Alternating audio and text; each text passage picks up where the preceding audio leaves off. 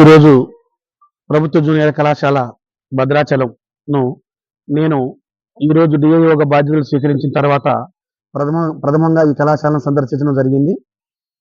ముఖ్యంగా ఈ ఏజెన్సీ ప్రాంతాల్లో ఉన్నటువంటి నిరుపేద విద్యార్థులు, గిరిజన మిగతా విద్యార్థులందరికీ కూడాను మంచి నాణ్యమైన విద్యను అందించాలనే ఉద్దేశంతో ప్రభుత్వం వారు నన్ను డిఐఓగా ఇక్కడ నియమించడం జరిగింది.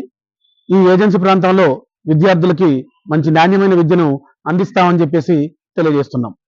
నాడు భద్రాచలం ప్రభుత్వ జూనియర్ కళాశాలలో మా యొక్క కళాశాల ప్రిన్సిపల్ గారు మరియు జిల్లా నోడల్ ఆఫీసర్ గారు అయినటువంటి కేహెచ్ వెంకటేశ్వర గారు కాలేజీని దర్శించడం, పిల్లలకి మంచి విద్యను అందించే ఉద్దేశంతో సారు లెక్చరర్స్ అందరితో ఇప్పుడు త్వరలో స్టాఫ్ మీటింగ్ ఏర్పాటు చేయడం జరుగుతుంది. సారు కళాశాలను సందర్శించడం మా అందరికీ ఎంతో ఆనందదాయకం. సార్ యొక్క కృషి వల్ల ఈ ఏజెన్సీ ప్రాంతంలోని అన్ని కళాశాలలు కూడా ఎంతో అభివృద్ధి చెందుతాయని మనస్ఫూర్తిగా కోరుకుంటూ సార్కి శుభాకాంక్షలు తెలియజేస్తున్నాను.